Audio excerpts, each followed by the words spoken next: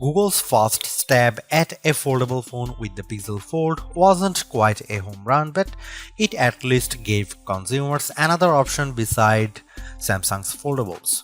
With the Pixel Fold successor, however, there's a lot more pressure because the new Pixel 9 Pro Fold competes against breakout devices like the OnePlus Open as well as the recently released Galaxy Z Fold 6.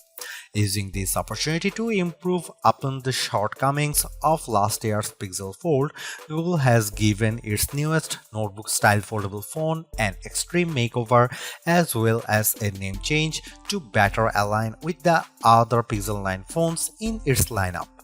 You get the largest display yet in a foldable at 8 inches, a brighter screen and numerous camera upgrades. Google's also banking on new AI features to hopefully propel the Pixel 9 Pro Fold over its foldable rivals. In my Pixel 9 Pro Fold review, I will tell you if all the new changes are enough to give this device that prestigious title of Best Foldable Phone. Now that the novelty of foldables has dissipated, it's going to take the Pixel 9 Pro Fold a whole lot more than just flexing to convince people it's worth the money. Almost instantly the moment I first saw it, I thought to myself that this should have been the original design for the Pixel Fold. I am struck by the improvements, specifically by the new aspect ratio, sturdier hinge design, subtle crease, and the smaller bezels around the main display. There is also the new camera arrangement on the back, which ditches the horizontal bar in favor of a rectangular cutout. Even more impressive is just the overall solid construction of the Pixel 9 Pro Fold, which was one of the criticisms I had about the original Pixel Fold. It didn't feel as polished, so I'm ecstatic that it feels much more substantial. It's also one of the skinniest and lightest foldables around at just 0.2 inches unfolded and 0.4 inches folded, while tipping the scales at a modest 9.1 ounces. Everything about the design of the Pixel Fold 9 Pro is fantastic, including its IPX8 rating, but it is still shy of matching the stylish looks and incredible construction of the OnePlus Open. Just when I thought we couldn't get any bigger screens in foldables, the Pixel 9 Pro Fold does exactly that by exceeding the screens found in rivals like the Z Fold 6 and OnePlus Open with the 8-inch 2076 by 2152 Super AQUA display that serves as its main panel. The OLED-based screen looks stunning, crisp, and detailed like it should for its price. I much prefer its size this time around thanks mainly to how the Pixel 9 Pro Fold's outer 6.3-inch AQUA display sports a 20:9 aspect ratio, which makes the inner screen more square when unfolded. Due to this, apps fits better when they are running side by side on the inner screen. But what's most compelling about the new display is that it leaps and bounds brighter than its predecessors. In our benchmark testing, the 8-inch Super AQUA display hits a peak brightness of 2319 nits, more than double the Pixel Fold's brightness, which is an impressive amount. Sure, it doesn't quite reach Google's claim of 2700 nits, but it's close. As a result, I am able to see the screen much more easily on a sunny day than any other notebook-style foldable out there. Honestly, it's a visual treat to the eyes whenever I play a 4K HDR clip on YouTube because it's accompanied by rich colors and wide viewing angles. There is simply no other foldable with a brighter screen than the Pixel 9 Pro Fold, and for that I need to give Google credit here because it's very rare that our testing gets close to a phone maker's rating. For a foldable phone, Google doesn't skimp out on the cameras with the Pixel 9 Pro Fold. On paper, the specs seem all too familiar: a 48MP main camera, 10.5MP ultra-wide, 10.8MP telephoto with 5x optical zoom, and a 10MP selfie shooter. However, there are some minor differences related to their aperture and field of views that benefits the Pixel 9 Pro Fold. In addition to a robust camera system, I really enjoy the Pixel camera app because of the shooting modes it offers. New this year is the introduction of the Mode You Look feature, which displays these animated cartoons on the cover screen to attract the attention of kids and keep them looking at the camera long enough to get a decent shot. I tried it on my young nieces and nephew with great effect. Other camera features new this year include a revamped panorama mode and the Add Me feature that uses augmented reality and AI that allows the photographer taking the photo to be part of the photo later on. I have tested this as well, and the guidance it tells me with the help of AR ensures the photos framed perfectly. Here are some camera samples of Google Pixel 9 Pro Fold.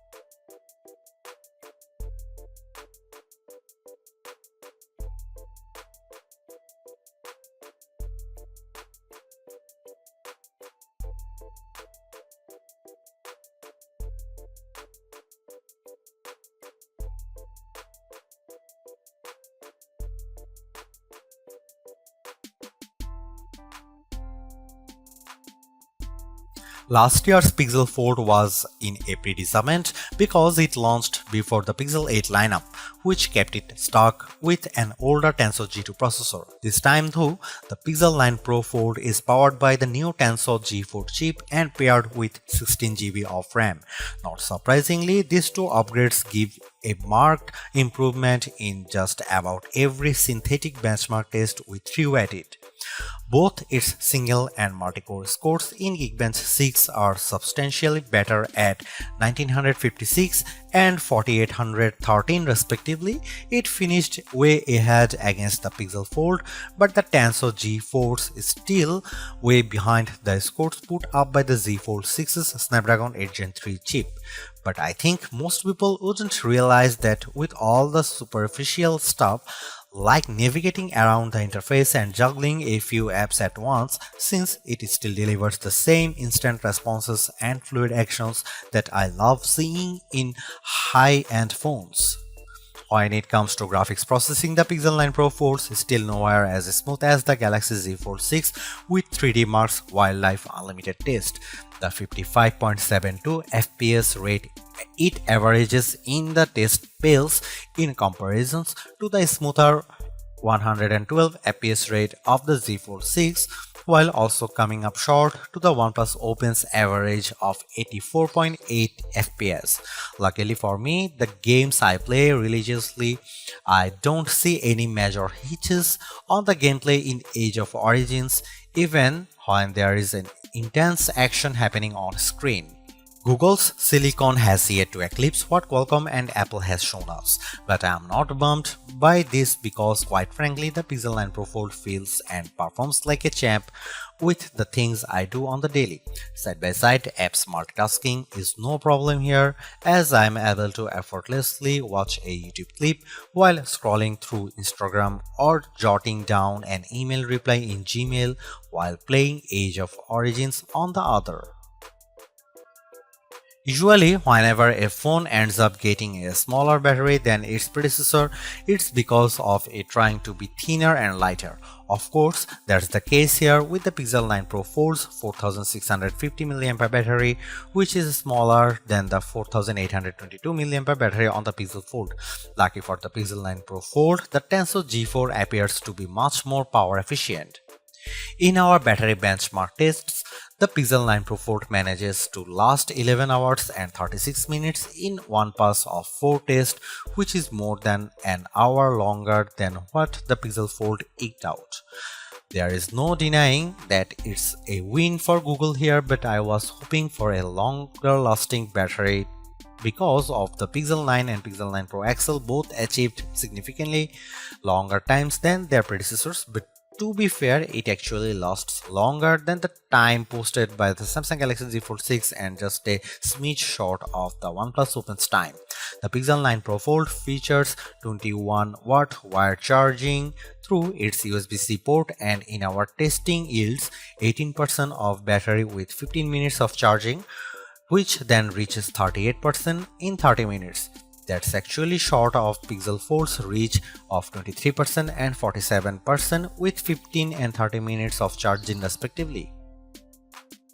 Apart from its foldable nature, there is actually not a whole lot separating the software between the Pixel 9 Pro Fold and other Pixel 9 devices. That's a good thing because it shares the same set of new Pixel 9 Pro AI features that work really well and are intuitive to use. I won't rehash them all here because I detailed all the AI features in my Pixel 9 Pro XL review, like how AdMe is helpful in capturing photos to include the photographer into the photo, Gemini Live's more natural conversation skills, and the magical powers of Reimagine.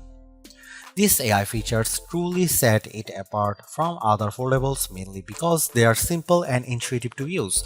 There's also more focus around generative AI and how it changes up the way I edit photos. For example, Pixel Studio lets me create custom images all through descriptions I provide in a text prompt. There is also the Reimagine feature that's part of Magic Editor, which realistically adds new elements to my photos by simply describing what I want. And finally, I love how the call notes makes it a breeze for me to remember what went on with phone calls because it transcribes and summarizes them for me. Quite frankly, the AI features are what makes the Pixel 9 Pro Fold special among foldable phones. However, I am curious if Google will ultimately roll out these new AI features to the Pixel Fold. Samsung did exactly this a few short months after the launch of its Galaxy S24 phones by bringing its Galaxy AI features to the Galaxy S23. What I'm actually surprised most about is by how little Google has done to improve the experience for being a foldable phone. On one hand, there is still side-by-side apps multitasking that works nicely, including the ability to perform drop and drag actions like attaching a photo from Google Photos to an email I am writing in Gmail. There are still anomalies with certain apps, especially when I start an app with outer screen and then decide to use them with the inner screen, like how some games still need to be refreshed in order to work properly. But this isn't just a Pixel 9 Pro Fold problem. There is also no movement to how it multitasks with its main display, which is still done by bringing up the taskbar by swiping from the bottom edge of the screen. Even though it's helpful to have side-by-side apps, I wish it copied the Open Canvas feature that the OnePlus Open offers to dynamically arrange up to 3 apps simultaneously. Sure, not everyone will need to juggle 3 apps, but it's handy for those situations. My problem with the Pixel 9 Pro Fold is that it's unable to store multiple side-by-side apps in memory, which limits its productivity. Furthermore, there is also not much movement in leveraging tent mode to optimize apps when it's folded halfway. Some of the native apps works in this mode like YouTube and the camera app, but I have yet to come across any third-party app that's optimized for it. Again, it's not just a Pixel 9 Pro Fold problem, it's an Android thing. Apart from that, the software doesn't differ all that much from the Pixel 9 Pro and 9 Pro Fold. This includes a year's worth of Gemini Live, the updated video boost mode, Pro controls with the camera, and even all the same AI features. The only exclusive feature is the Made You Look feature. It's also launching with Android 14 instead of Android 15, but still gets the same 7 years of major software and security updates. Seriously, this is exactly what the original Google Fold should have been from the start, because the Pixel 9 Pro Fold is much more polished in every way. Its new redesign makes it look and feel like a more modern foldable, but I was expecting so much more to justify at $1,799 US cost. All of the new AI features certainly elevate its worth, but it would have been much more satisfying to see it getting more exclusive features just to give it a bit of distinction over the slate Pixel 9 Pro models. I am also disappointed that the camera upgrades are minimal at best and how the overall software experience doesn't change all the much functionality. Google addresses many of the shortcomings of the original, but the bar has been set higher by other foldables like the OnePlus Open and Samsung Galaxy Z Fold 6. Needless to say, it's much better than its predecessor, but it still comes up short of matching the value that its contemporaries offer.